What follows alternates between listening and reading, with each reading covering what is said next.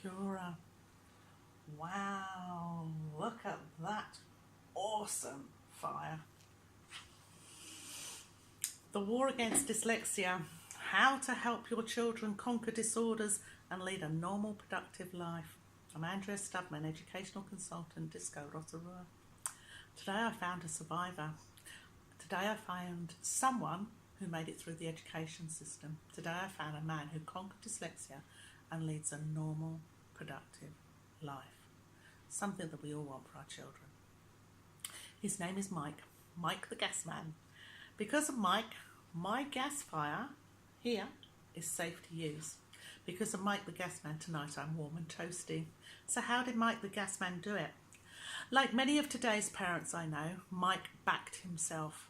Like many normal people I know with dyslexia, Mike survived the school system. Today, Mike, the hunter-gatherer, leads a life to be proud of. Earlier on today, Mike records some of the common horror stories that I often hear about in schools when people who have dyslexia were at school. Mike's analogy was, nobody made the fat kid run a race on sports day when everyone was watching. No, that's humiliating, or here's a note from my mum. So why did I have to read aloud from a book in front of everyone? Same humiliation, you just can't see a physical problem. Oh, I understand those childhood frustrations and have experienced your pain. Such a shame that my fully inclusive proven approaches were not around back then when Mike was at school. Check us out here. It tells you about the process. Check out Josie Gage from Minganui and Tawhaiati principal. But this is not to say that schools are kura to blame either. Teachers are equally frustrated. Despite spending endless time and effort on paperwork, teachers are equally frustrated. Despite spending endless time and effort on paperwork, intervention programs and building relationships, meeting needs of individuals, just meeting the needs of individuals and controlling behaviour to a socially acceptable level remains a daily struggle.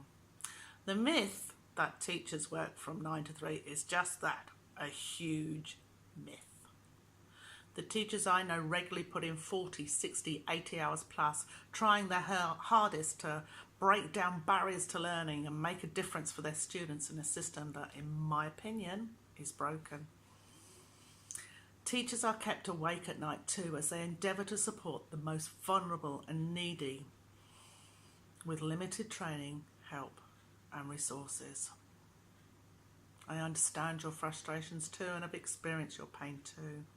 Such a shame that my fully inclusive proven methods here in New Zealand are not well known, as described in here by Sunset Principal Niels Rasmussen. Raz, shout out to you. Today I met with Mr. VC, principal of Mamaku School. He is one of many principals I know trying to help his community conquer dyslexia and lead normal, productive lives and be just like Mike the gas man. I found it very interesting that I say it's up to 25, or the research shows it's up to 25% of the New Zealand population has dyslexia and other associated disorders. Mr. VC says it's over 40% in his schools, and the parents are really trying to help their kids, and the teachers are really trying to help the kids.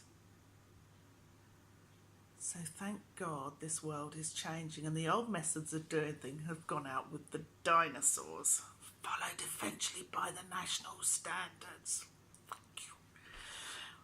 With my no test, just talk and action required approach, because I don't believe in pointless tests that are expensive and time consuming.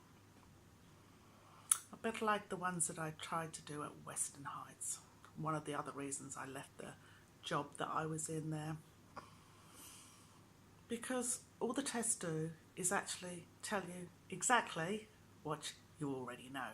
And that, as my nana would say, is like teaching your grandmother to suck eggs.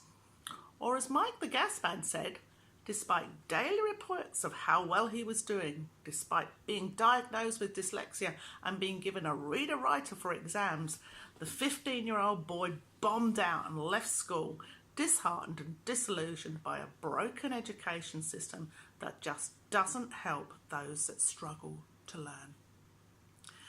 Sad to hear when you see results like this. So,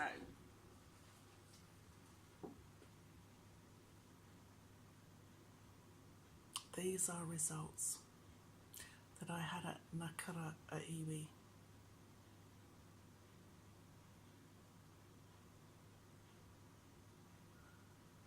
%100% of teachers and parents can't be wrong.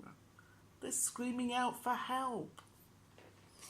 So without the national standards, what do we work to? Mr. VC reminded me that in New Zealand, in our prison system, 90% of prisoners, their inmates, are not functionally literate. That means they don't understand what they're signing. They struggle to get emergency supplies that they're entitled to. And of those inmates, 80% of them, 80% of inmates are not numerate, not functionally numerate. That means can't balance that book and keep that roof over their heads.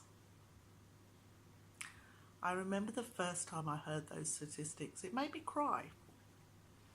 And it was the final straw that made me leave my job. I want to make a difference.